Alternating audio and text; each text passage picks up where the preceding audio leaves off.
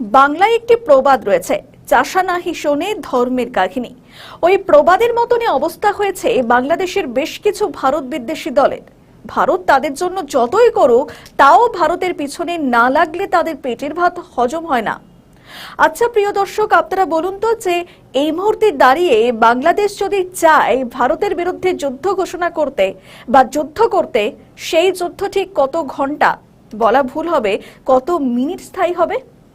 এই মুহূর্তে ভারতের যা সামরিক শক্তি, ভারত চাইলে বাংলাদেশকে কয়েক সেকেন্ডে উড়িয়ে দিতে পারে। একথা আমরা বলছি না, একথা বলছেন বাংলাদেশের বিএনপি নেতা রিজভী সাহেব। কিন্তু তাও নবনিযুক্ত কথাই বললে বাংলাদেশের বাচ্চা রাজনৈতিক দল এনসিপি আবার বলছে তারা নাকি ভারতের সঙ্গে যুদ্ধ করবে।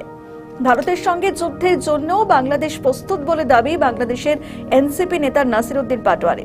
সাম্প্রতিক সময়ে ভারতের সঙ্গে বাংলাদেশের উত্তর সীমান্তে লাগোয়া অঞ্চলের সফরে গিয়ে তিনি একের পর এক উস্কানিমূলক মন্তব্য করে চলেছেন। আর এই আবহে তিনি দাবি করেন তিস্তার জল না পেলে দক্ষিণ এশিয়ায় যুদ্ধ হবে। উল্লেখ্য, তিস্তা প্রকল্প নিয়ে ইউনূস আমলেই তৎপর হয়েছিল বাংলাদেশ। শেখ হাসিনা সরকারের পতনের পর থেকে তিস্তা প্রকল্প নিয়ে বেজিং এর দ্বারস্থ হয় ঢাকা। এবার তারেক আমিলেও চীনের সঙ্গে এই নিয়ে বাংলাদেশ চুক্তি করতে এগোচ্ছে বলে জানা যাচ্ছে। আর এই আবহে নাসিরউদ্দিন পাটোয়ারির এই উস্কানি ভারত বাংলাদেশ সম্পর্কে নতুন করে চির ধরবে বলেই মত রাজনৈতিক মহলের।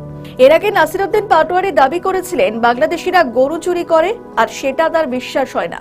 তিনি আরো বলেন ভারতীয়দের থেকে বাংলাদেশের জীবনযাত্রা উন্নত, তাই ভারতীয়রাই নাকি বাংলাদেশে পাচার করে পোশাক, মাদক, গরু। এদিকে ভারত থেকে যাতে মাদক পাচার হয়ে বাংলাদেশে না ঢোকে, তার জন্য গ্রামবাসীদের সতর্ক করেন নাসিরউদ্দিন পাটোয়ারি। বাংলাদেশ হলো পশ্চিমবঙ্গ থেকে উন্নত, এটা আপনাদের বুঝতে হবে। আমরা বলি সীমান্তে কোনো বাংলাদেশি মানুষ গরু চোরাচালান করে ইন্ডিয়ারা। বাংলাদেশি মানুষ কেন গরু চোরাচালান করবে? আমরা বাংলাদেশে এই যে কোরবানি আসছে, আমাদের সব পশু দিয়ে আমরা বাংলাদেশে কোরবান দিতে পারবো। সীমান্ত সুরক্ষা নিয়ে বাংলাদেশের বিএনপি সরকারকে তিনি তোপ দাগেন।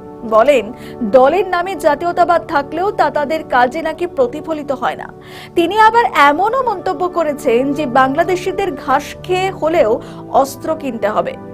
উল্লেখ্য, বাংলাদেশের বুকে চীনের এই তিস্তা প্রকল্পে অংশগ্রহণ ভারতের জন্য নিরাপত্তার দিক থেকে বেশ উদ্বেগের। কারণ এই তিস্তার কাছেই রয়েছে চিকেন স্নেক, যা দেশের বাকি অংশের সঙ্গে উত্তর পূর্বের রাজ্যগুলিকে জুড়ে দেয়। আর অরুণাচল নিয়ে বহুদিন ধরেই বেজিং নিজের মতো করে দাবি দাওয়া পেশ করে চলেছে। সে সমস্ত দাবি দাওয়া ভারত খুব একটা ভালোভাবে নেয়নি। বিশেষত লাদাখে 2020 সালে গালওয়ান সংঘর্ষের পর থেকে ভারত চীন সম্পর্কের মাঝে প্রতিরক্ষা একটি বড় ইস্যু হয়ে গিয়েছে।